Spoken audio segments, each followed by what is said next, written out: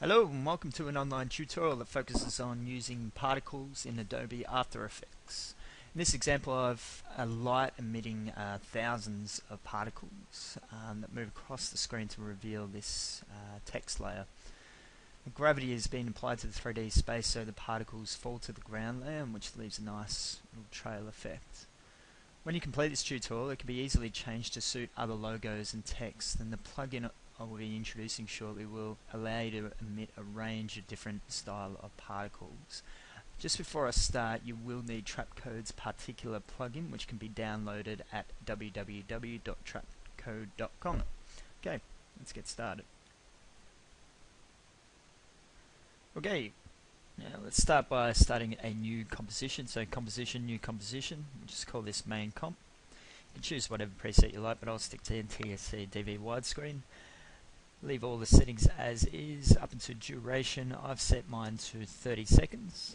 We can change this at a later stage, but 30 seconds is plenty of time to work with. When you're ready, you can click OK. Now, if you like mine, I've got my background colors set to white. Just make the next few steps a little bit easier. I'll change the background color to just a greyish color and click OK. Now we're going to start by adding the ground. Now to do that, we're just going to head up to Layer and New Solid. We'll call this Ground. Make sure it's comp size and color preferably set to white. So we can click OK. Now to make this easy to work with in 3D space, we'll turn on a grid effect. So we can go up to Effect, Generate and Grid. And then what we can do when we turn that into a 3D layer by clicking that icon, we can rotate it using the rotate tool on the Z axis. And if we turn the layer on its side like that, you can see how it's sort of moving back into 3D space. And what we can do if we hold down Shift, it locks it into 90 degrees. And so what we can do from there is grab our selection tool, select the Z axis, and then we can move it down to the bottom of our canvas, and I'll just zoom in just a fraction. And just move down, maybe zoom back out. And what we can do is just grab these anchor points here and just expand the ground and just grab these corner pins here and just move them outside the canvas. So that's a decent amount of space to work with. Alright, next we're going to add some text to the composition. We can do that by heading up to Layer, New Text. In this case I'll just write YARTNOTES from myartnotes.com. And what I'll do is just grab my selection tool and zoom in. I'll just size that up just a fraction and just place that almost in the center of the canvas.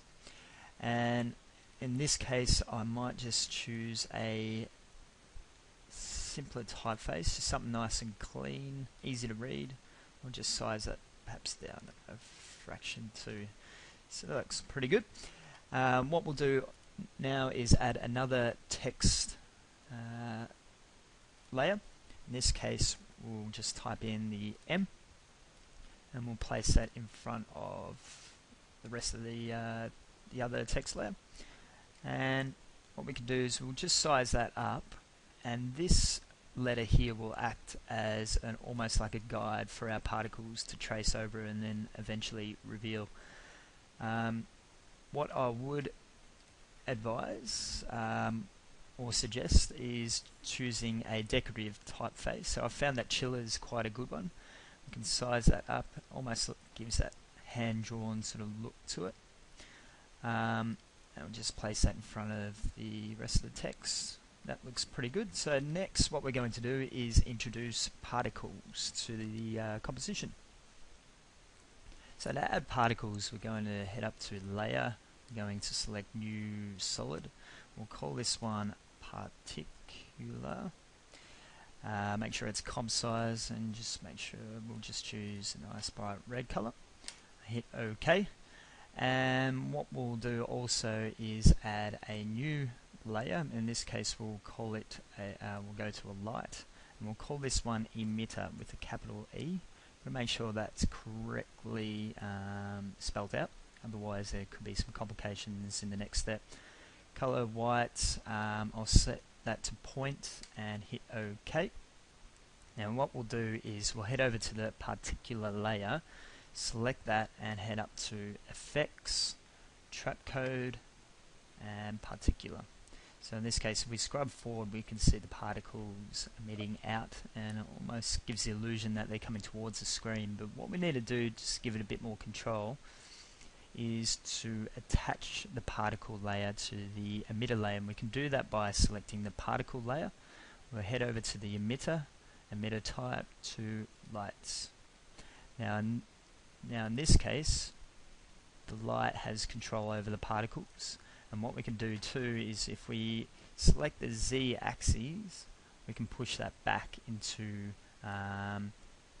3D space. And you can also see it interacting with the ground layer as well. We can do a lot more to this, so we'll head it back over to the particular layer, and we'll head over to physics, and in this case we'll change the physics model to bounce. And we'll head over to the bounce, floor layer, and then ground. And so what happens if we scrub forward, you can see the particles down below interacting with the ground layer. And if we change the gravity to, let's say, 400, you can see the particles falling down onto the ground layer. Might even increase the physics time factor to about 4. So we've got a lot more particles to see, and you can also explore these features down here, which are pretty cool. So the bounce value, so how much the particle is going to bounce off the ground layer. So I might just set that to about 30. You can set a random bounce, so you'll have some particles bouncing higher than others. Might just leave that at 50 for now. We can always change this later, obviously.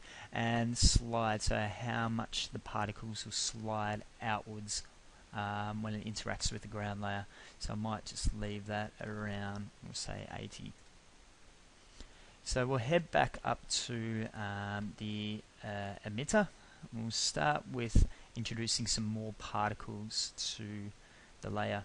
So I might bump it up to 1000. I might just set the emitter size X to 0, Y to 0, and Z to 0. So that's looking pretty good so far. So I'm pretty happy with that. So we'll close the emitter section and open up the particle section. I might just move down to the size. I found with my previous example I used about a 1.5, so it just gives it almost like this very, obviously very small particles and very almost like a dusty sort of effect as it sort of showers down onto the ground.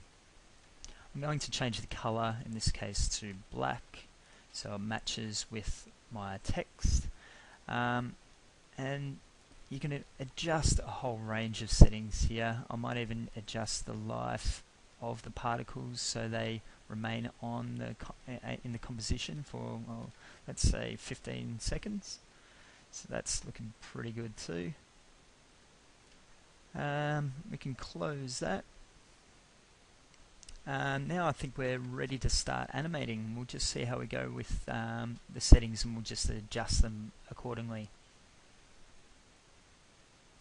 So to move the particles around the canvas, basically what we're going to do is we'll select the emitter, and I'll just zoom out and move the light or the emitter to the left hand side of the canvas, and just move over, and what we'll do is we'll select the emitter and hit P to get the position up.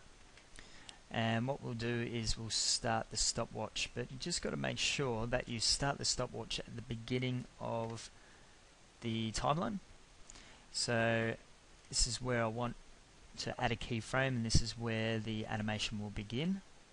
And around about 4 seconds, I'll move the emitter or the particles over just beneath the M, and I'll just zoom in to this section. So what we're going to do is just keep scrubbing across our timeline, and whilst we're doing that, we're just basically going to trace over the M shape. So this is where it gets a little bit tricky, because as you can see, the curve, it's getting this nice sort of fluid curve from one keyframe to another. But what we've got to do is find these little handles in which we can select and then move the path so it just traces nicely over the M. So once when we're happy with that, we can move across just a couple of milliseconds, and I'll just move across and down to the next point in the M. So that path's looking pretty good, and I'll just move across a couple more seconds and to the next. Now I'm just adjusting the X and Y axes, and then finally we don't want to select the whole particle layer, just selecting the emitter, move down to the final point, and from here I can zoom out. I might just dedicate a bit more time to this next keyframe. I'll just move that across. Now it's really up to you as to how much more you want to animate this. In my previous example, I animated on the Z-axis, so it moves towards the camera. We can do that easily by just dedicating a bit more time. Just select the Z-axis and bring it forward. You can almost see the path that it's starting to create just with the particles. And I'll just zoom out a little bit more, and that's pretty good. And I'll just get one more keyframe and push it off to the right hand side of the canvas. Now from here we can sort of scrub through it, and you can see how it's kind of tracing this M. Might need to adjust some of the handles here, so I'll just select that keyframe and just move that handle around so it traces the M nicely. And you will, now this is what will take a bit of trial and error. Basically from here we've got to adjust these keyframes just so we get these nice fluid motion. So you can see there's a lot of frames dedicated towards this movement, and then it quickly traces the M and then slowly moves off into the distance. Now it's really up to you how quickly you want it to trace and how quickly you want the particles to move, but that can be easily adjusted now that we've added our keyframes. So we can just move the keyframes in our timeline to suit what you would like. So what we want to do next is add a mask to the M layer, or the text layer, so that it can reveal the M as the particles trace over it. So to do that, we just make sure that we got the M layer selected, head to Layer, Mask, and New Mask. Now if you're not seeing a yellow box around the M, it might mean that you just got the toggle mask and shape path visibility turned off, so you can turn that on and off. We certainly want that on. So I'll just zoom in a little bit. What we want to do is animate this particular mask effect. So we'll open up the M text layer to reveal the masks. We'll open that up, and that gives us our mask path. And so from here we can change the shape on our timeline and animate it here. So what I'll do is just move the path across, so because we don't want to, I might just reveal a little bit so I know where it is. And I might just grab these anchor points and we'll just size it down a fraction so it's a bit easier to work with. And so pretty happy with that. And from here I might just move it slightly down because we don't want to see at this point in time. So I'm pretty happy with that so far. But as the particles approach the M, what we will want to do is add a keyframe to the mask path. Now, the best way to go about this is head over to this preview palette here, and we can select the next frame in our timeline. So frame by frame, what we need to do is animate this mask, and just make sure we've got it selected. Now we can do this by moving it, and we can also get the anchor points and slowly reveal it step by step or frame by frame. So this is a bit of a time consuming process, but if done well, we can get a really cool effect. So we'll go to the next frame and move these anchor points up. Now you don't want to go too far, so maybe till about there, and we'll go to the next frame. So we're just following that light emitter. We go to the next frame. Now what will happen eventually is that the letter will start revealing a lot more, and we'll need a few more anchor points to work with, because obviously the mask will need to curve around to reveal more of the M. So what we can do, so we'll just move it to there. So we'll just quickly scrub forward a few more frames. So we'll go to about there. Size that up. I'll just check to see how that's going. It's looking good. But at this point here, the emitter is moving downwards, and so we might need a few more anchor points to play around with, so then we can make this mask a little bit more sort of complex, and a bit more adjustable. So what we can do is head over to our pen tool, and if we hold that down, we can add vertex tool, and we can select on the path and add more points.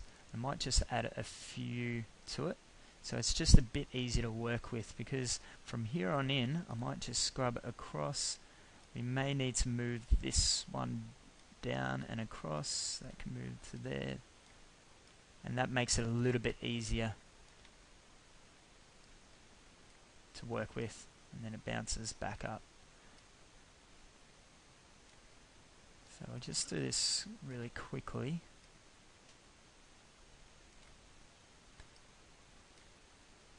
And from here I'll just reveal the rest of it. So that was done pretty quickly though, but if you do that frame by frame, you can get a really nice fluid effect. So if you scrub over that, you can see the mask animating, which in turn reveals the M shape. What we can also do is adjust some of these mask features, such as the feather, so we just get a nice sort of blurred edge. If we hit 0.5, probably won't do too much, but it might be just enough. So you can play around with some of these settings, but it's looking pretty good. So the last step is just to add some finishing touches to this. So I'll just scan across, and what I'll do is I'll just zoom out. You can notice that we've still got this grid effect applied to the ground layer.